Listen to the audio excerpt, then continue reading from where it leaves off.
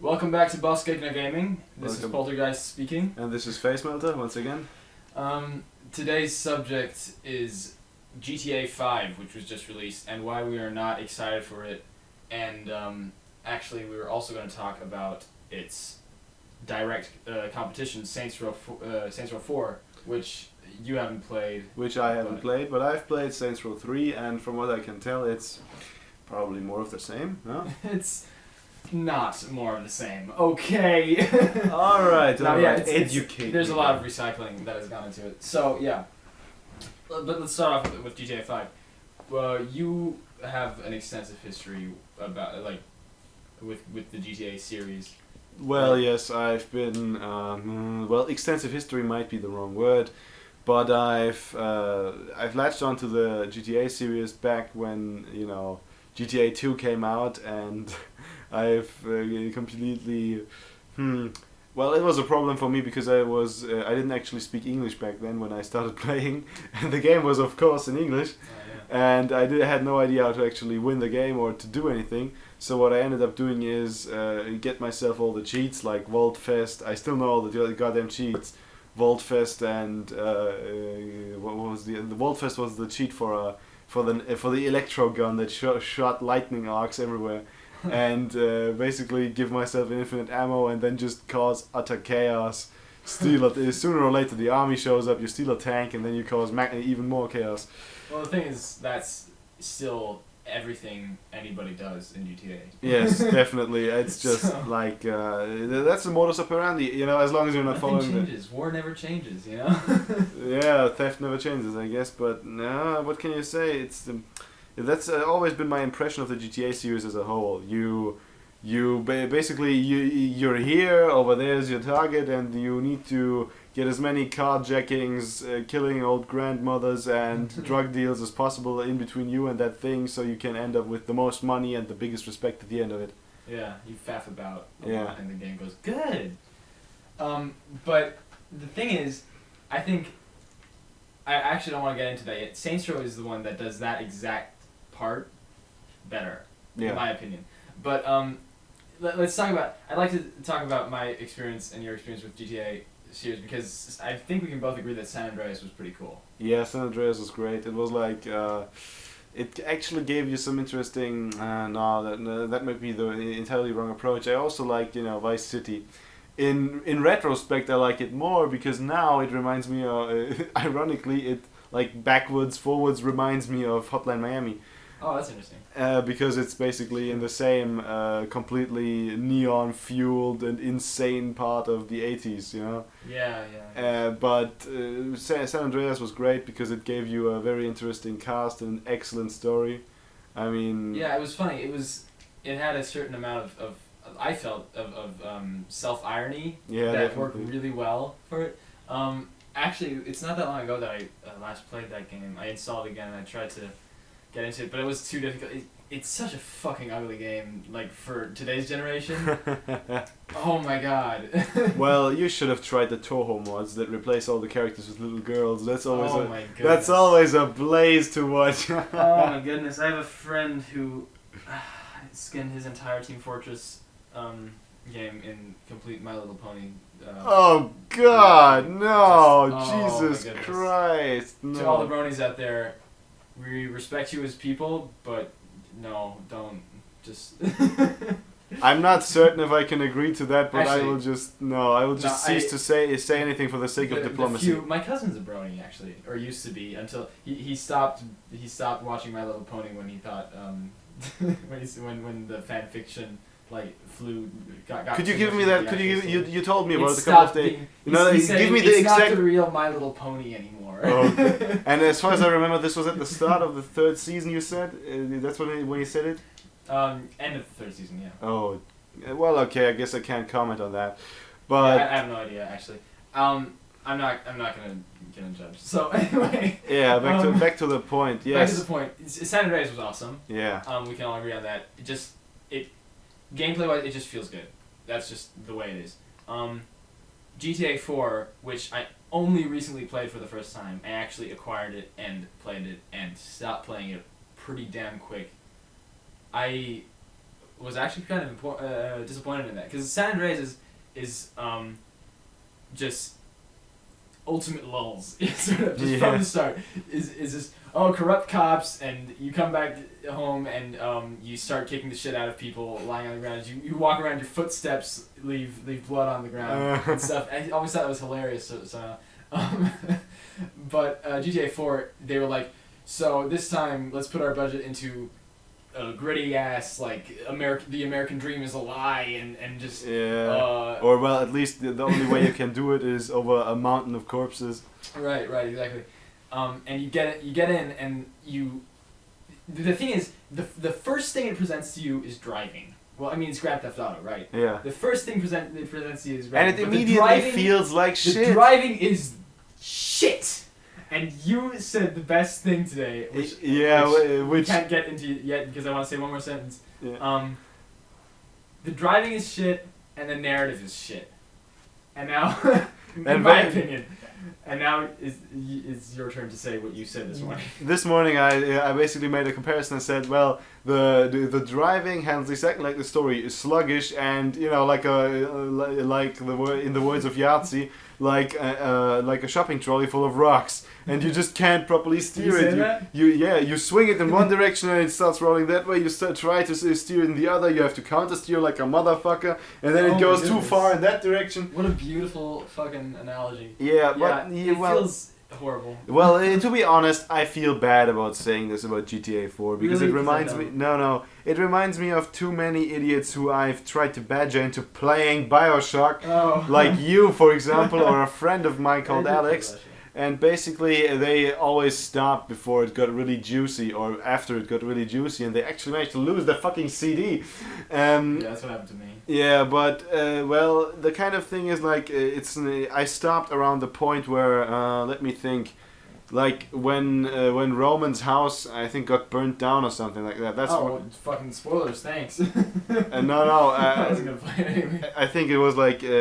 I'm not certain if that actually happened, but something happens to Roman's to Roman's shit, and then he's like very cheery about it, and the next minute Nico yells at him for being so cheery about it, and then Roman is like, I can't do anything else, or I'm going to go insane or something.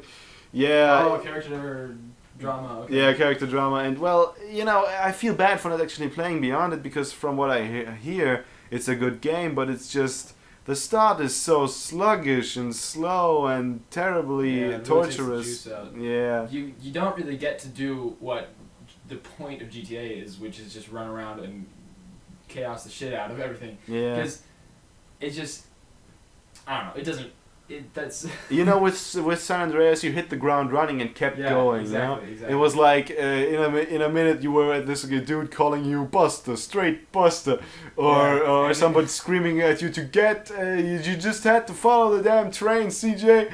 And this thing is just, hey, you're in not New York. It's time to go to your Kazan and do some fucking bowling. Yeah. It's time to build a career.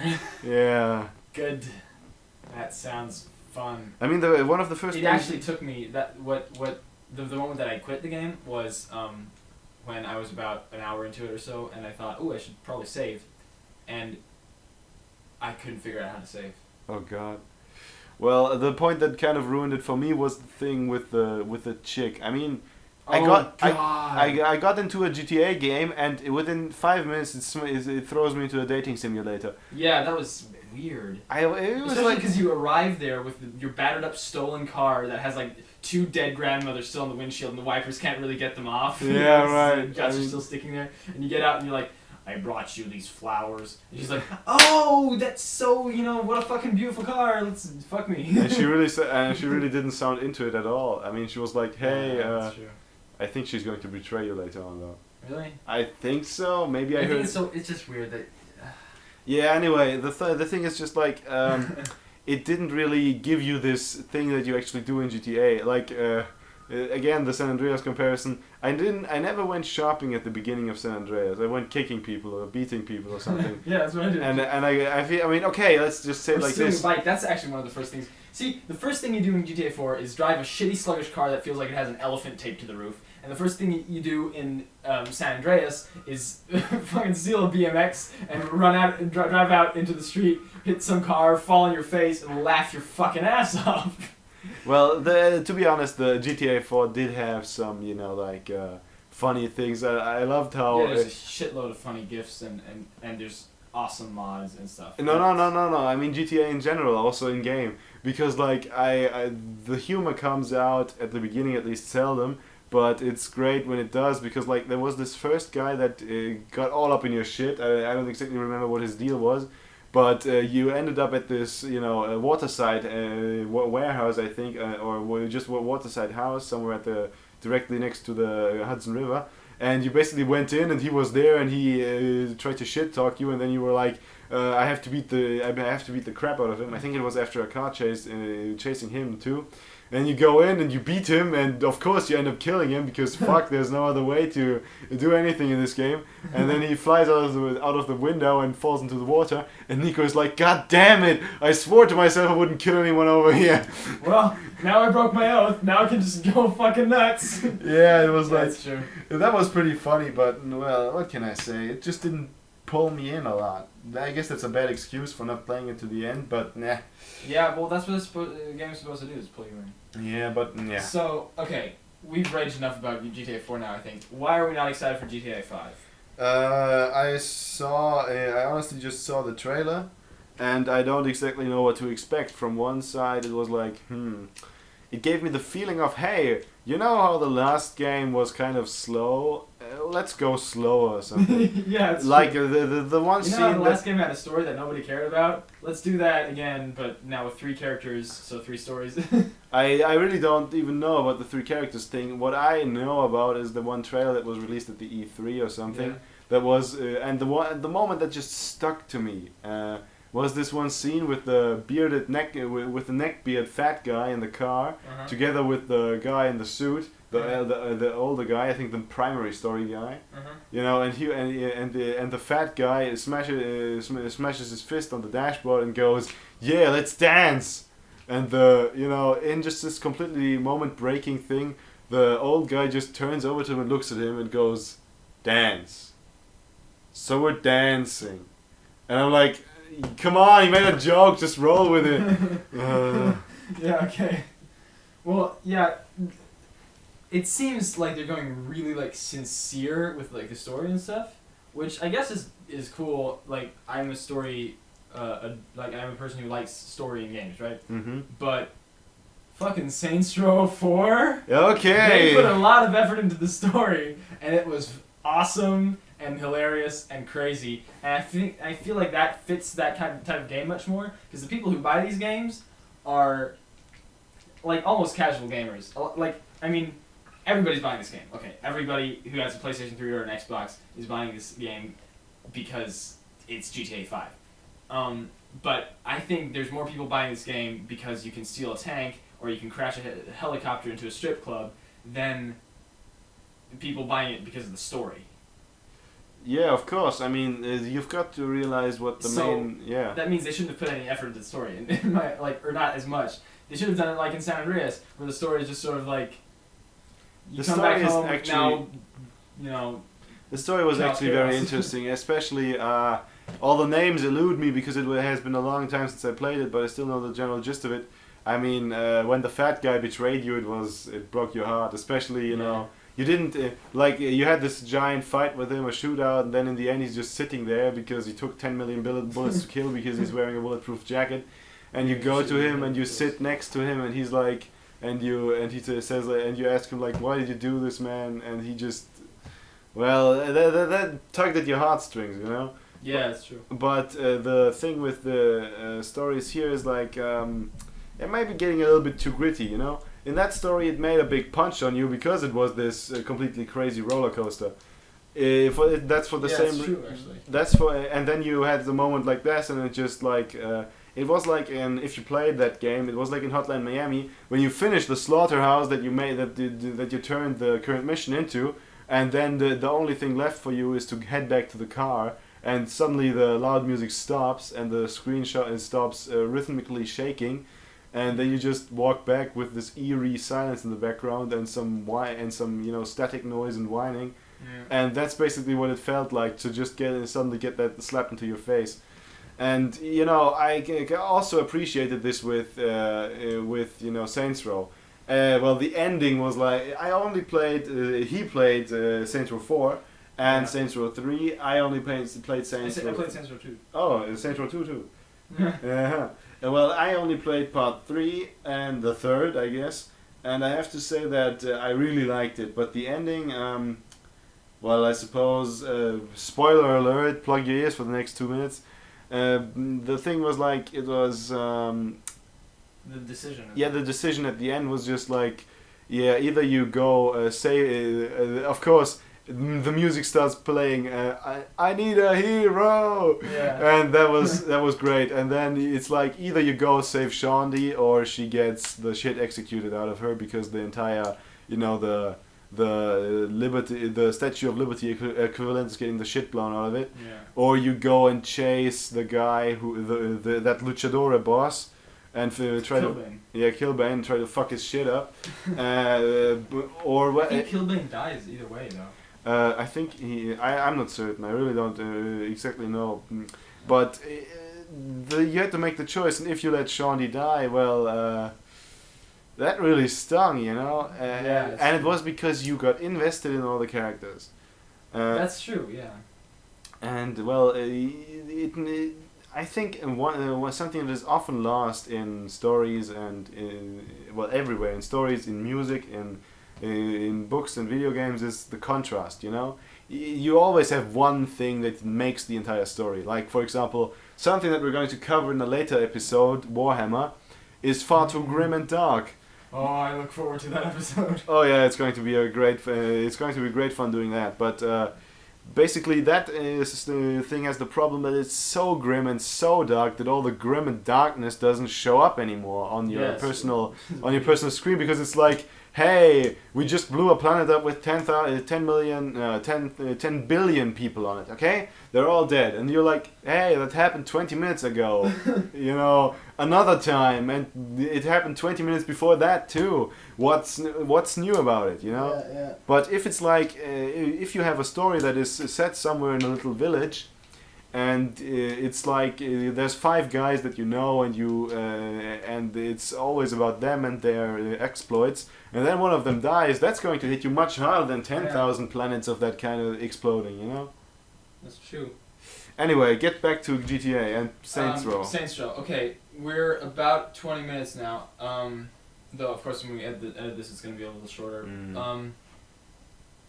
So the reason I am not hyped up for GTA 5. First of all, the goddamn consoles versus PC thing, the late PC release pisses me off, and that's a minus just generally. But so GTA 4 I didn't like because it was too gritty, basically. Mm-hmm. GTA 5 looks like almost equally gritty.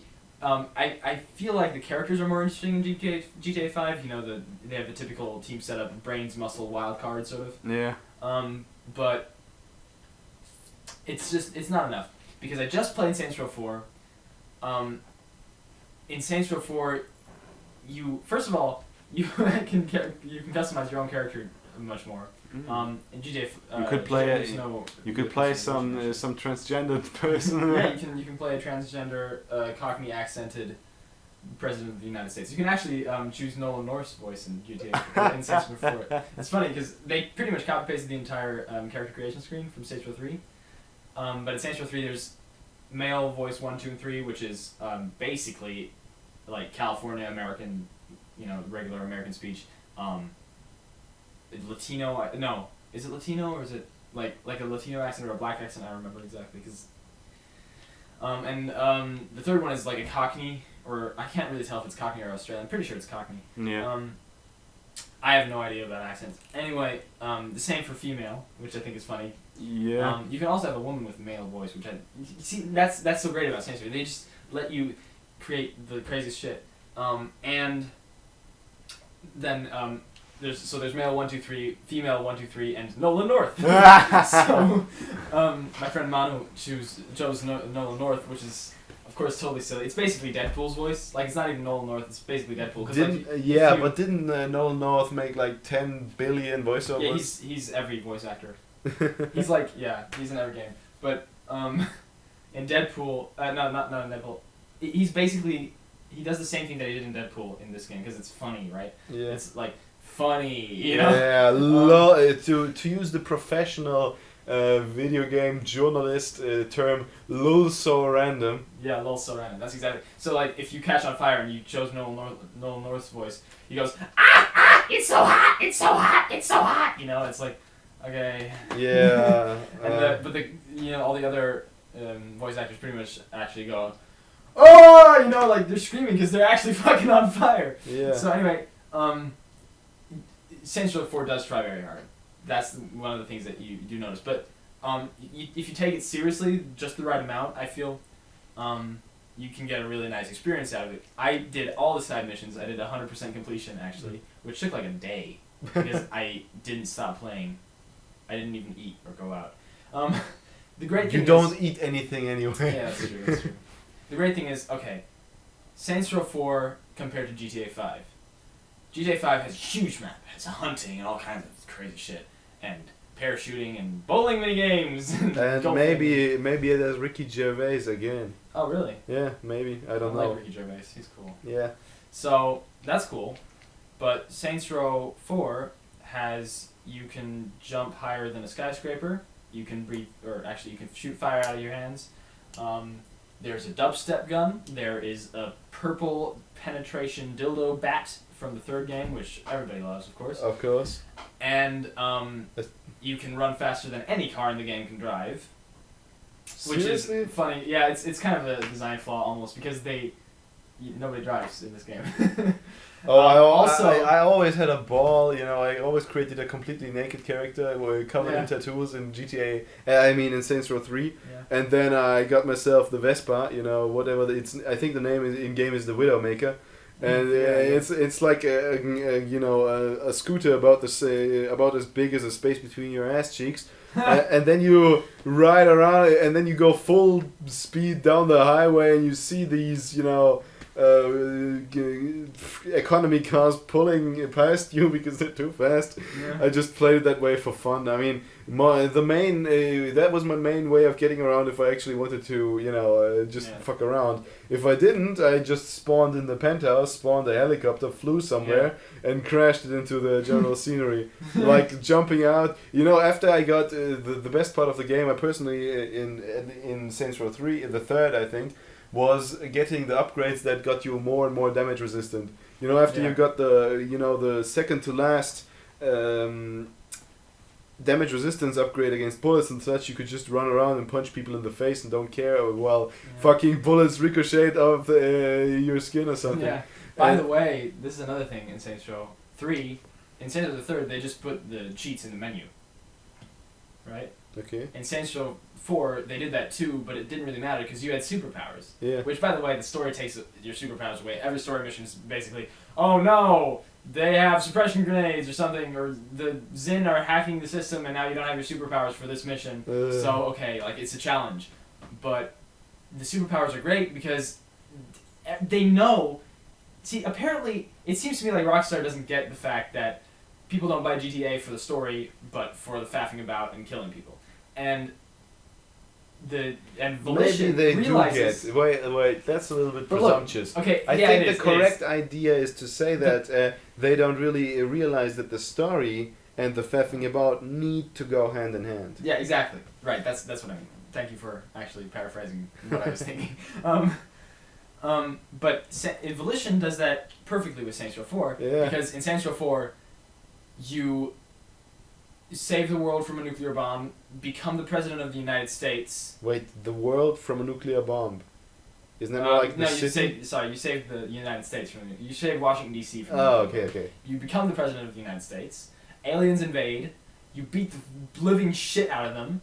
Spoiler alert: they blow up Earth. Like right away, Earth is just gone. What? Put all the humans that they deem valuable enough into a simulation of several different cities around the world, including Steelport from Saints Row the Third. So they didn't have to make a new, map. And then you go into that simulation and you fuck around in the simulation and you can do whatever the fuck you want. You can actually, this is my favorite upgrade in the game, you can only get it when you're max level, or level 50. I don't know if they're going to raise the level cap with any... they will probably. Expansion packs, yeah, I assume they will. You can... if you're high enough up in the air, you can just run up a... Actually, they copied a lot of stuff out off of prototype, the wall running and the gliding and stuff. Yeah, which is something I'm not going to, piss on anyone's leg for, because I think for a game with such awesome gameplay like Prototype had, there's entirely too few people ripping it off. Yeah, it's true. It's ridiculous. I want more things. It's funny. They really took Prototype's gameplay and put it into a Saints Row game, and that worked perfectly.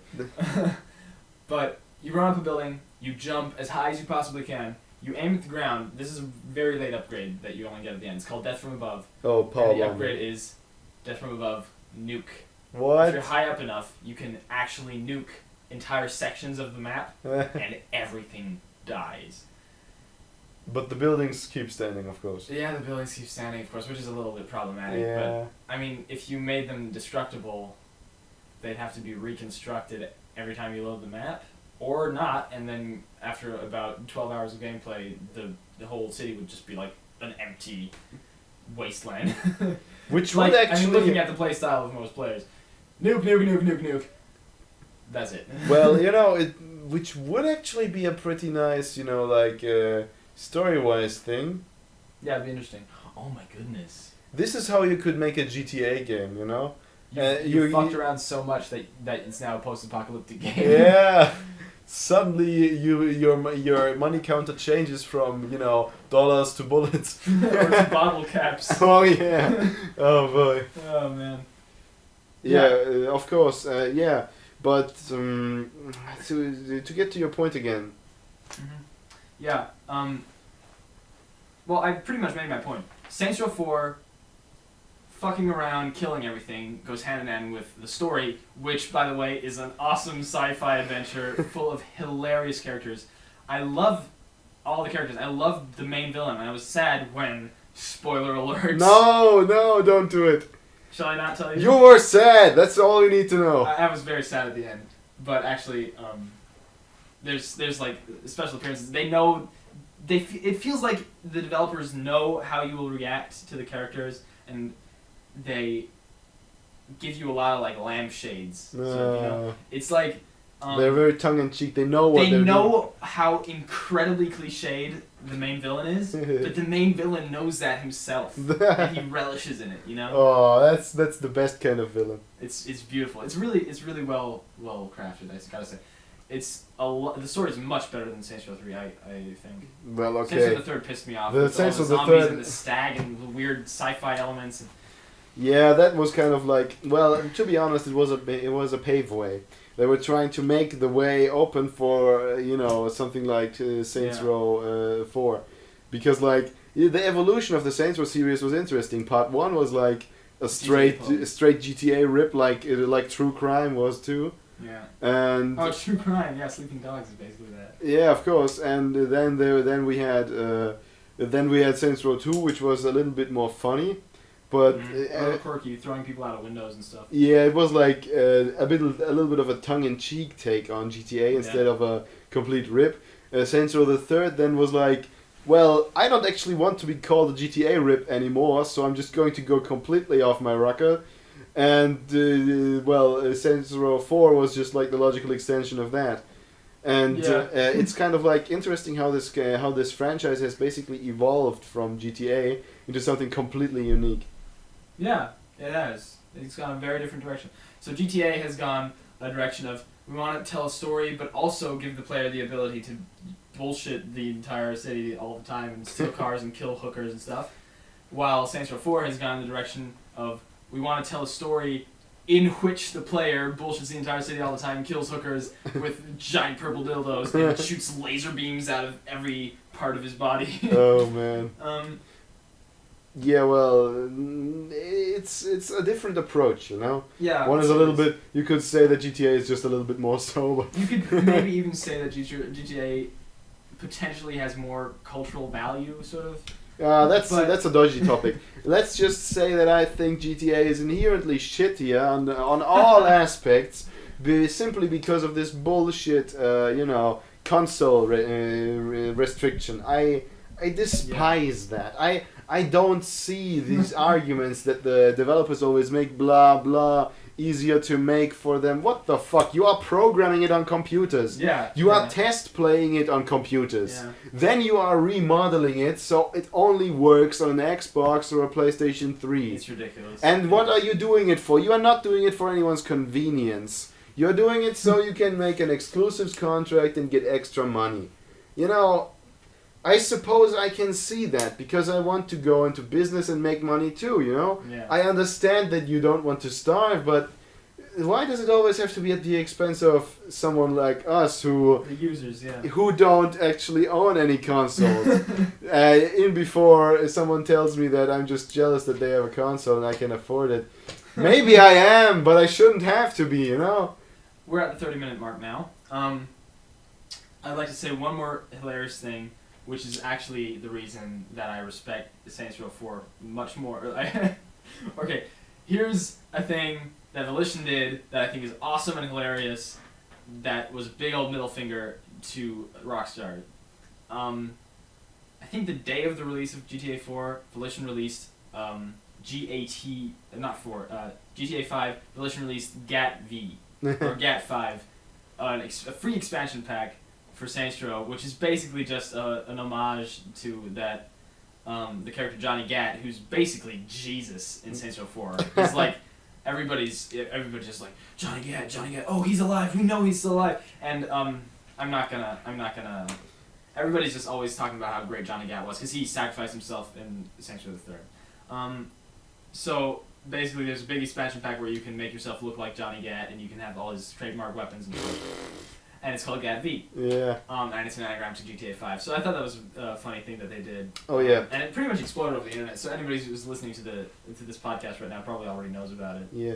Oh, one more thing. I just thought about the whole about Gat dying. That was kind of like the one part that I didn't like the Saints Row story, where this emotional connection actually failed. Yeah, because I came from a background of not having played Saints Row 2. Yeah. Saints Row 2, so I was like, I came in and there was like this guy with the sunglasses and the funny haircut and way too much gel in his hair. Yeah. And I was like, okay, cool. I guess you're the gang. We're going to hang out and shoot people in the face together. 20 seconds later, he's gone, and it was like, oh my god, he's dead. And it was like, I was like, well, okay, I don't know this guy. But then they made it the pivotal hookup point of this, of the massive amount of sand that Shawnee has in her vagina over the course of the entire game. And basically, it was like, God, you're getting worked up over this dude I don't give a fuck about, never knew. This is not good storytelling. Well, it is good storytelling if you played Saints Row 2, sort of. Yeah. But even me, like, I played Saints Row 2, not entirely, I don't think. But it was a long time ago. But I didn't really ever like Johnny Gat that much. But in Saints Row 4, they brought him back, like, in memory. In memoriam. Yeah, in such a way that it was nice to have, like, that, you know, oh, Johnny Gat was so great, and Johnny Gat was Jesus, and then he comes Johnny back, Gat huh? to this very day. Oh my I'm not God. gonna say anything about that, but yeah. So the Gat-V thing is the last like tribute to him. That's okay. Well, what can I say? It was great having this having another podcast here. Yeah, good. So our verdict is GTA 5. Not hype. Yeah, fine. Okay. Hype meter at 0, and you know they got back all the money that they spent on marketing and development, which I think was like $265 million or something. Yeah, completely ridiculous. Immense amounts of money. Pretty much the amount that Spider-Man 3 cost. to They got it back from where? which I think is officially the movie that cost the most. They got it all back from pre-orders. Yes, Before the fucking game was released, they had all their money back. of course, which is laughable because why would anyone have to market GTA?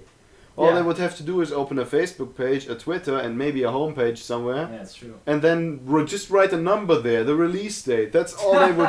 That's all they would literally have to do, and everyone would be masturbating about it every night. That's just the way it goes. Except for us, we would not be masturbating about it every night. Well, maybe because the more mystery there is, the more interested I get. Okay, that's true. Well, right. it was a great time having this podcast. I am Face Melter. And I'm Poltergeist. Thank you for listening. Tune in next time when we talk about World of Tanks. Or more precisely, when I talk about World of Tanks, and he, well, sits around listening and grumpy about the fact that the game is too complicated for me to understand. No, well, we'll see. Till next time.